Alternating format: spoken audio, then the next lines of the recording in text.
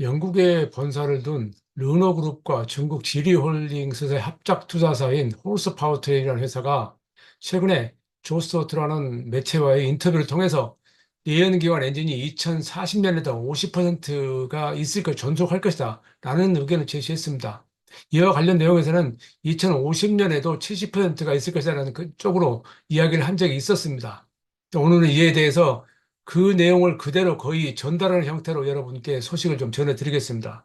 2020년대 초, 그러니까 2015년에 디젤 스캔들을 계기로 전기차로 전환이 빠르게 진행되는 듯 보였습니다. 그런데 2020년 초에는 그 단계적으로 폐지한다는 쪽으로 의견이 모아졌고, 유럽연합은 2035년 내연기관 금지법을 추진하고 있습니다. 거기 배경에는 유로7이 있고요. 유로7은 사실은 유로6하고 기준은 다르지 않습니다만은 측정 방식을 RDE, 그러니까 실차 측정을 하는 쪽으로 하기 때문에 더 엄격히 할 수가 있죠. 미국은 EPA가 티어 4를 통해서 2027년부터 2032년까지 점진적으로 규제를 강화하겠다. 그래서 승용차, 경사용차에 대해서 2032년까지 이산화탄소를 56% 저감하도록 하겠다라는 겁니다. 그 목표는 2030년에 전기차 판매 비율을 승용차는 60%, 2032년에는 67%를 하겠다는 건데 지금의 상황으로 봐서는 이런 수치가 사실은 그냥 예상 또는 기대에 불과하다고 할 수 있는 정도로 몇 년 사이에 상황이 많이 변했습니다. 중국은 2035년에 신차 판매 50%를 신에너지 차, 그리고 50%를 저연비 차, 여기에 하이브리드가 포함됩니다. 이런 식으로 좀 정하고 있습니다. 마찬가지로 이 역시 중국은 그나마 좀 긍정적으로 할 수 있는데 중국은 좀 하나 참고할 것은 유로 6를 기반으로 하는 스테이시 6라는 지금 그런 형태의 배기가스 규제를 시행하고 있습니다. 물론 전 중국에 통일적으로 규제에 적용하는 건 아니고요. 도시마다 다르고 성마다 다릅니다. 그래서 중국에 가보면은 지역마다 배기가스 기준이 많이 다르다는 것을 알 수 있습니다. 어쨌든 이 홀스 파워트레인이 제시한 내연기관차 전속될 수밖에 없는 세 가지 주요 이유는 다음과 같습니다. 서로 다른 지역 경제 수요, 각 지역에 따라서 상황이 많이 다르다는 얘기죠. 북반구, 그러니까 글로벌 노스하고 글로벌 사우스가 많이 다르다는 겁니다. 경제 상황에 따라서 그 지역에 따라서 미래 파워트론을 개발할 수 있는 조건이 많이 다르기 때문에 세계 모든 나라가 같은 방향을 갈 수 없다라는 것이 첫 번째 이유고요. 두 번째는 재생에너지와 대체연료에 대한 투자가 많이 차이 난다는 것도 또한 여기에 포함됩니다. 재생에너지는 유럽이 가장 앞서 있고요. 빠른 속도로 가고 있고 중국이 빠른 속도로 추격하고 있습니다. 그 미국도 최근 들어서 갑작스럽게 재생에너지가 빠른 속도로 증가하고 있습니다. 그러나 더불어서 미국은 농업 국가죠. 전체적으로 농업 국가는 아니지만 50개 중에서 약 25개 주가 농업에 주력하고 있습니다. 그래서 그 지역에 생산되는 농산물을 사용한 연료에 대한 투자도 하고 있습니다. 그 대체 연료라고 그러죠. 브라질 같은 경우는 에탄올 중심으로 한 그 에너지가 자동차 약 60, 80% 사용되고 있습니다. 세계적으로 많은 차이가 납니다. 그리고 또 하나는 기존 등록된 자동차의 지원이 필요성도 들었습니다. 그러니까 이미 등록된 자동차가 계속 사용되기 위해서는 어느 날 갑자기 모든 것을 바꿀 수 없다는 얘기를 하는 거죠. 간단하게 말하면 만약에 2035년에 내연기관차 판매가 금지된다 하더라도 금지된 자동차가 평균 차량이 약 15년이라고 가정했을 때 그 차는 2050년까지 굴러다닌다는 얘기입니다. 그러면 그때까지 적어도 그에 관련된 에너지를 공급해야 한다. 그런 얘기 들고 있습니다. 홀스파이어이 제시한 그 내연기관 차가 계속 존속할 수밖에 없는 내용을 좀 구체적으로 살펴보겠습니다. 도시와 농촌의 이성적인 차이가 난다. 그 국제에너지기구 IEA에서는 전 세계 전기차 판매 85%가 가장 밀집된 도심 지역인 중국하고 유럽에서 발생한다. 그러니까 중국이 60%, 유럽 25%, 25%. 아직은 집중되어 있다는 얘기죠. 그래서 이 지역은 충전 인프라 설치하기가 참 좋은데 다른 지역에서는 아직까지 까마득하죠. 그러니까 나라에 따라서는 0.1%안 되는 지역도 있습니다. 그래서 지금 우리가 주로 받아들이고 전달하는 뉴스는 글로벌 노스, 그러니까 선진국 중심으로 하기 때문에 전기차가 아주 빠른 속도로 보급되는 것처럼 보이지만은 사실은 그렇지 않다는 얘기를 하고 있는 겁니다. 또 이 농촌 지역에서는 인프라가 부족하기 때문에 지금 당장에 하이브리드 전기차 등이 훨씬 더 이익일 수 있다라는 얘기하고 있고 중국이나 유럽, 미국에서는 마찬가지 그런 것은 마찬가지 상황이죠. 그래서 최근에 이 세 지역에서도 하이브리드 전기차하고 플러그인 하이브리드 전기차가 증가하고 있습니다. 제가 지난번 칼럼을 통해서 전달해 드렸었는데 유럽 시장에서는 하이브리드 전기차 판매가 2023년, 2022년에 대비해서 34% 증가했습니다. 올해 6월 달에 하이브리드 전기차 비중이 전체 시장 점유율이 24.4%에서 29.5% 증가했습니다. 크게 증가했습니다. 미국도 올해 상반기 하이브리드 전기차 판매가 66%, 플러그인 하이브리드 전기차가 36%나 증가했습니다. 중국도 플러그인 하이브리드 전기차가 87.7% 증가했는데 여기는 EREV가 영향을 미쳤습니다. 그래도 가장 큰 폭의 증가세를 보이고 있죠. 반면에 하이브리드 전기차는 판매가 감소했습니다. 그 이유는 하이브리드 전기차는 신에너지차로 분류가 되지 않기 때문에 보조금이나 각종 혜택을 받을 수 없다는 것도 작용을 하고 있습니다. 또 다른 것은 대체연료하고 내연기관의 그 상관관계를 들고 있습니다. 농촌 지역에서는 여전히 내연기관 자동차 가장 적합하다는 이유에 대해서 플렉스 연료, 그러니까 두 가지 연료를 쓰는 거 하고요. 바이오 연료 같은 이 내연기관 차를 위한 대체 연료 솔루션이 계속적으로 성장하고 있다는 걸 내용 들고 있습니다. 대표적인 것이 브라질인데요. 브라질은 지금도 오래됐지만은 신차 판매 80%가 저공해 바이오 에탄올 내연기관이 구동하고 있습니다. 그러니까 에탄올과 가솔린 섞어서 쓰는 그런 것이라는 얘기죠.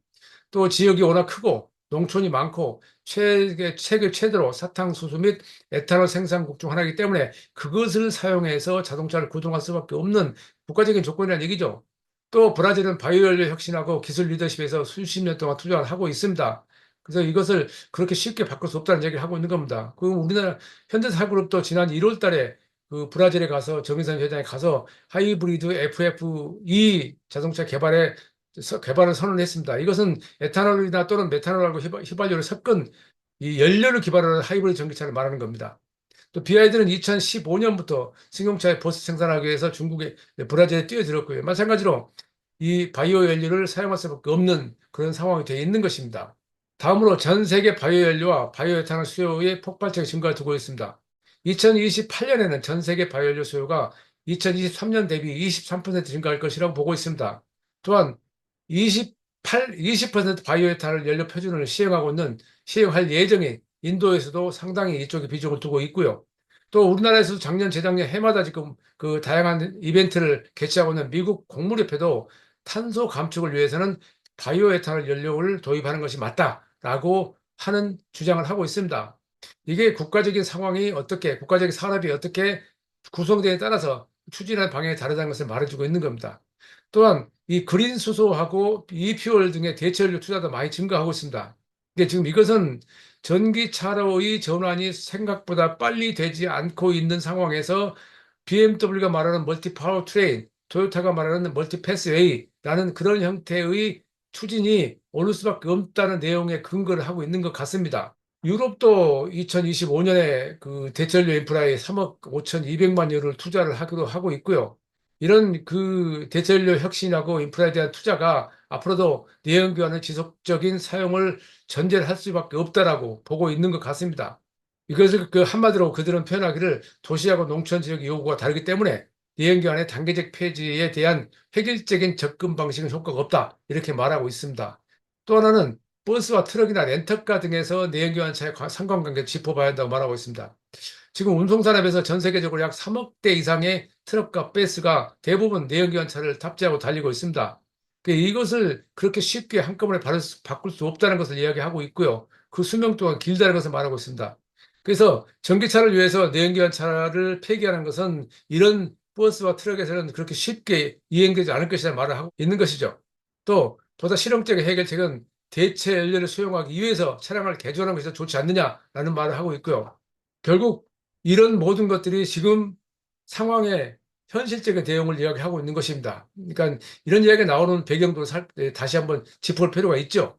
그리고 전체 마지막으로 향후 전망에 대해서는 근본적으로 내연기관은 빠른 시일 내에 사라지지 않을 것이다 이렇게 요약을 하고 있습니다. 정리하자면 도시와 농촌 지역의 요구가 다르기 때문에 내연기관의 단계적 폐지에 대한 획일적인 접근 방식은 효과가 없다. 첫 번째. 두 번째는 농촌 지역이란가 글로벌 사우스에서는 이 모든 종류의 내연기관차를 교체하는 것이 쉽지 않다. 그러니까 지금 전기차 판매 비중이 1%도 안 되는 지역에서의 상황을 말하는 것이죠. 그래서 내연기관을 폐기하는 것이 아니라 개조해야 할 필요가 있다라는 말을 하고 있습니다. 그래서 이것은 지금 이 어느 한 지역 문제가 아니라 세계 모든 지역에서 일어나고 있는 현실이다라고 주장을 하고 있고요. 궁극적으로 전 세계의 모빌리티 요구사항이 매우 다양하기 때문에 탈탄소를 위해서 유일한 솔루션이 있을 수 없다. 이렇게 요약을 하고 있습니다. 그래서 각 시장은 고유한 상황에 맞는 고유한 경로를 찾아야 한다라고 말을 하고 있습니다. 네, 많은 물건들과 글로벌 사우스뿐만 아니라 더 선진국에서도 내연기관 차량은 앞으로 수십 년 동안은 중요한 기술로 남을 것이라는 말을 하고 있는 것인데요. 앞서서 말씀드렸듯이 지금 내연기관 차가 유럽의 경우 2035년에 판매 금지된다 하더라도 차량 평균 차량이 15년이라는 것을 감안했을 경우에 2050년까지 구동된다는 얘기가 됩니다. 물론 그보다 더 길 수도 있고요. 더불어서 그 이후로 판매된 전동화차, 하이브리드 전기차, 플러그인 하이브리드 차는 내연기관이 계속 탑재되고 있죠. 그러면 그들의 내연기관은 더 오랜 수명을 갈 수 있다는 얘기입니다. 그러니까 지금 여기서는 그동안 몇 년 동안에 배터리 전기차의 전환을 굉장히 빠른 속도로 추진했던 것에 대한 현실적인 문제점을 지적하고 있는 것입니다. 이것이 어떻게 될지는 앞으로 모르겠지만 최근의 상황을 보면은 특히 미국에서의 트럼프가 당선 가능성이 더 높아지면서 이런 상황은 좀 더 복잡해질 것 같습니다. 복잡해진다기보다는 전기차의 전환이 생각보다는 속도가 빠르지 않을 것으로 그렇게 예상할 수 있는 그런 내용입니다.